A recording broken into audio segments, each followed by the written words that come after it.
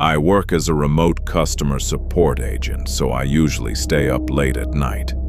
Most of my shifts go until 2 or 3 a.m., sometimes even later if it's busy. That's why I didn't think it was strange when I kept waking up at odd hours. I moved into my apartment in Phoenix, Arizona last summer. It was a small one-bedroom on the second floor. Nothing fancy, but the rent was cheap and I needed a place fast. The landlord told me the previous tenant moved out suddenly but didn't give any details. I didn't ask. The first few days were normal. I set up my laptop in the living room so I could work comfortably during my night shifts. Most nights I'd be sitting there with my headset on, talking to customers while the rest of the building was completely quiet. The first strange thing happened on my third night there. I had just finished my shift around 2:50 a.m. I took off my headset and was about to go to bed when I heard a soft sound from the kitchen. It sounded like something lightly tapping, very slow, very quiet. I stood there for a few seconds, listening, then it stopped. I walked into the kitchen. Nothing looked out of place, so I ignored it and went to sleep. The next morning, I noticed one of the cabinets was slightly open. I was pretty sure I had closed everything the night before, but I told myself it was nothing. A couple of days later, it happened again. This time I was still working. I was on a call with a customer, trying to help them reset their account when I heard it. A slow creak from the kitchen. I muted my mic for a second, listened. Another creak, like a cabinet door moving. I felt a little uncomfortable, but I stayed on the call and finished it. After that, I got up and checked the kitchen. One cabinet door was open again, just a few inches. At this point, I thought maybe the hinges were loose. So before going to bed that night, I made sure every cabinet was fully closed. I even pushed them firmly to make sure. Around 2:40 a.m., I woke up again. Same sound, soft tapping. This time, I was sure I wasn't imagining it. Because I wasn't fully asleep. I had just finished a late call and was lying in bed, still awake. Tap, pause, tap. It didn't sound random, it sounded controlled. I grabbed my phone and turned on the flashlight. Then I slowly walked toward the kitchen. When I reached the doorway, everything was quiet again. But something felt wrong. Then I noticed the dining chair. One of the chairs was slightly pulled out. I hadn't used that chair at all. I always sat on the same one while working. I stood there, staring at it, then slowly pushed it back in. I checked all the cabinets, closed. I went back to my room, but I didn't sleep much that night. The next day during my shift, I couldn't focus properly. I kept thinking about the sounds, the cabinet, the chair.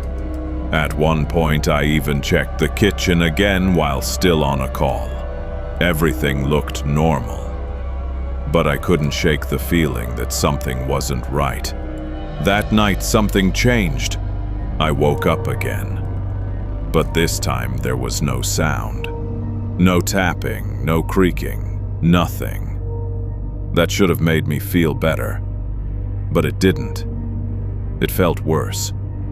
I checked my phone, 3:12 a.m. Then I noticed my bedroom door. It was slightly open.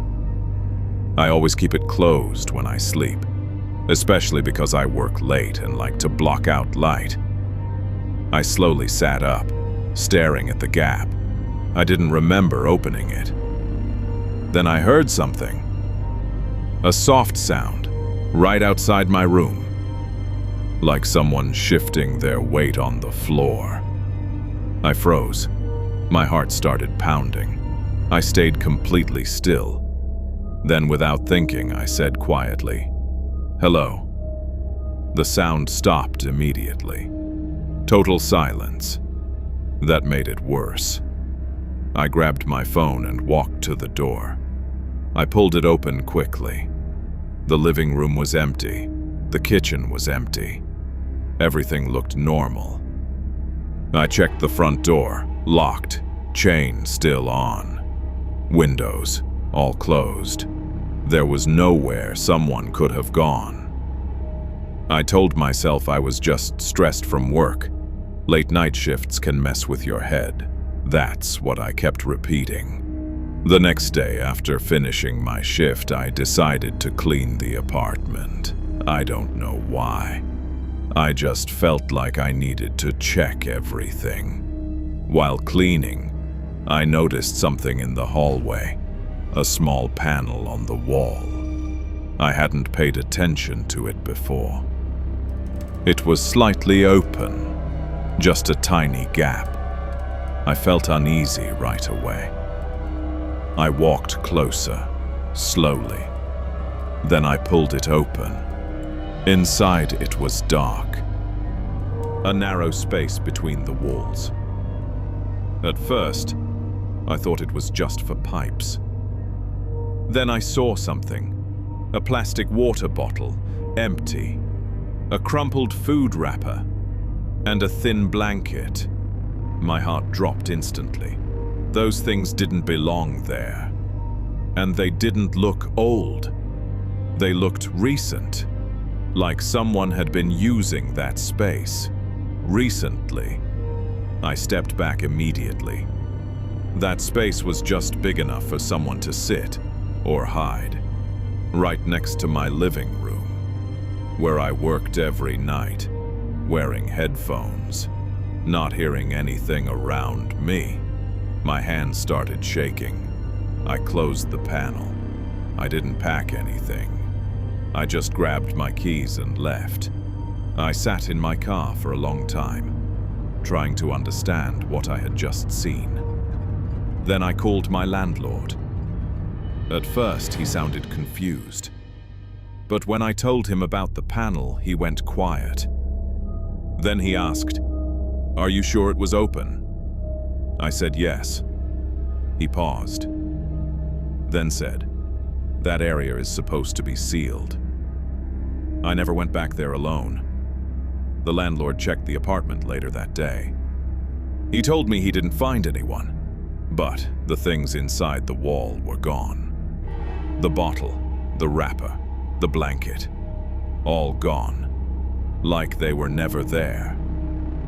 I moved out that same week. I still think about it sometimes. About the sounds, the chair, the door opening. And the fact that someone might have been inside that apartment the whole time. While I was working. Talking to customers. Wearing my headset. Completely unaware. I worked as an Uber driver in Los Angeles for about a year. Mostly night shifts, better money, less traffic, but also weirder people. Most rides were normal. Drunk passengers, airport runs, late night workers, nothing crazy. Until one night, it was around 1:50 a.m. I got a ride request. Pickup location was a quiet residential street. No profile picture, just a name. Daniel. That wasn't unusual. I accepted it and drove there. The street was empty. No people outside. No lights on. I stopped in front of the address. Waited. Then I saw him. He walked out from between two houses. Not from a front door. Not from a driveway. From the side. Like he had been standing there. He opened the back door and got in. Didn't say anything. "Hey," I said. "Daniel?" "Yeah," he replied. His voice was calm. Too calm. I started the ride. After a minute, I noticed something. The destination wasn't set. That almost never happens. "Hey, I think you forgot to put the destination," I said. He leaned forward slightly. "I'll tell you where to go." I didn't like that. Uber rules are clear. Destination should be in the app. "I can't drive without a destination," I said. He didn't respond for a few seconds. Then he said, "Just start driving. I'll guide you." Something felt off, but I didn't want to argue, so I started driving. "Take a right," he said. I followed, then another turn and another. After about 5 minutes, I realized something. We were heading away from the main roads, into darker, quieter areas. No problem, I told myself. Probably just going home. Then I checked the mirror. He was staring at me. Not at his phone, not out the window, just at me. I looked away quickly. "Where exactly are we going?" I asked. "Keep driving," he said. That was it. No address, no explanation. My chest started to feel tight. I opened the Uber app again. Still no destination. That's when I noticed something worse.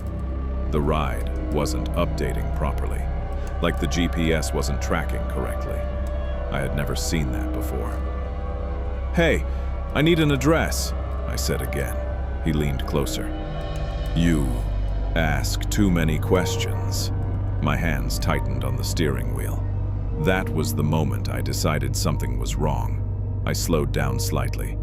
"I'm going to stop the ride," I said. Silence. Then he said, "Don't." Not loud, but serious. I ignored him. I pulled over near a dim streetlight. "I'm ending the ride here," I said. I turned slightly to look back. Big mistake. He was much closer than I expected, leaning forward, too close to my seat. "You shouldn't have done that," he said. My heart started pounding. I unlocked the doors. "Get out," I said. He didn't move. For a second, I thought he wouldn't leave. Then suddenly, he smiled and opened the door, stepped out. Before closing it, he leaned down and said something. "Next time, don't pick up rides without a destination." Then he shut the door. I drove away immediately. My hands were shaking. After a few minutes, I pulled over and checked the app.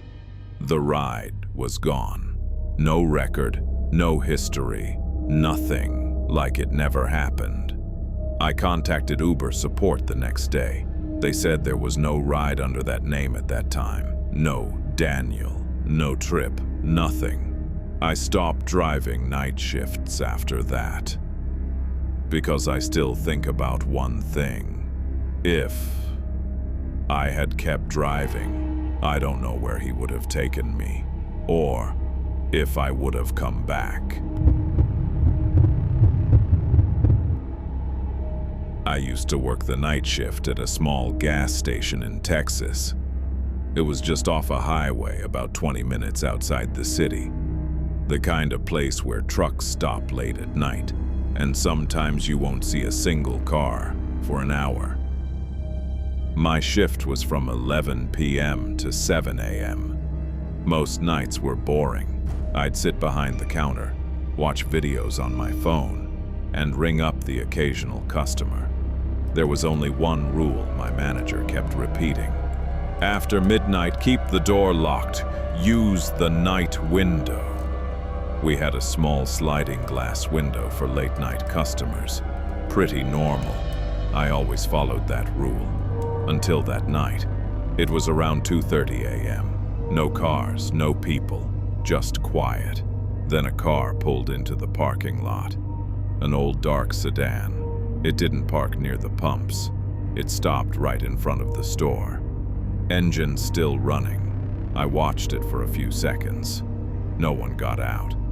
Then finally the driver's door opened. A man stepped out. He looked normal. Jeans, hoodie, nothing strange.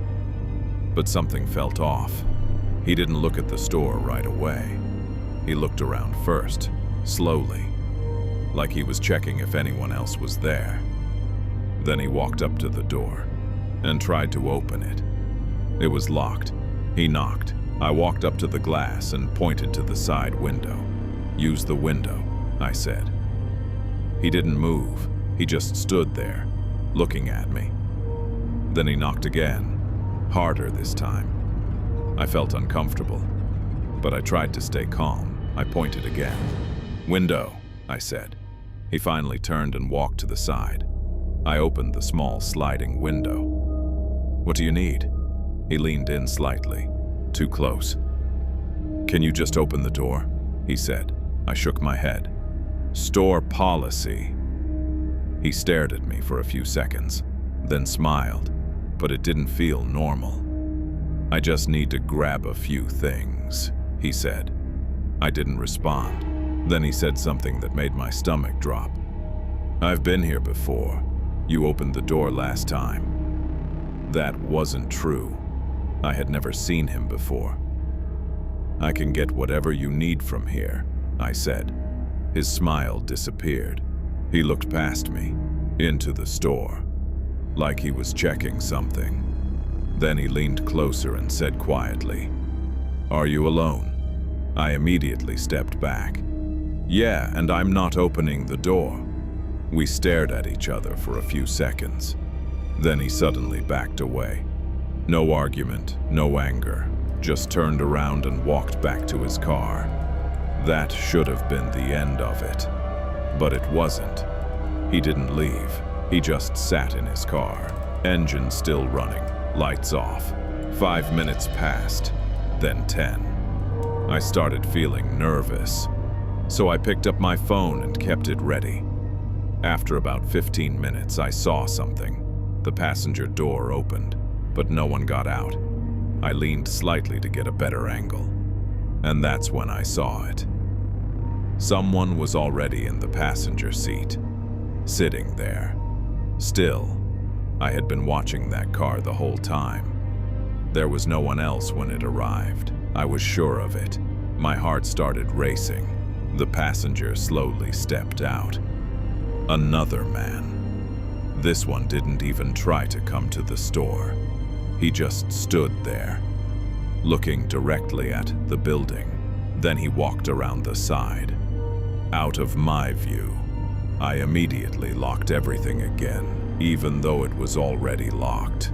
I grabbed the phone and dialed my manager. No answer. Then I dialed 911. While it was ringing, I heard something, a soft sound from the side of the building, like someone trying a door. We had a back door. No one ever used it at night. I ran to check the camera monitor. There he was, the second guy, standing at the back door, trying the handle slowly, over and over. I told the operator what was happening. She told me to stay inside and keep everything locked. Then I heard something worse, a loud knock from the front door again. I looked. The first man was back, but this time he wasn't smiling. He was staring straight at me and knocking hard. Bang, bang, bang. At the same time, I heard the back door handle shaking. Faster now. They were both there, front and back. I stepped away from the counter. I didn't want them to see me. The operator stayed on the phone with me. After what felt like forever, I heard sirens. Both sounds stopped immediately. I looked back at the cameras. They were gone, both of them. The car sped out of the lot before the police even arrived. When officers got there, they checked everything. The back door had scratches near the lock, like someone had tried to force it open. One officer told me something before leaving. This wasn't random. He said, "They were checking if you'd opened that door." I quit that job 2 days later, because I still think about one thing. If I had opened that door the first time, I wouldn't be here telling this story.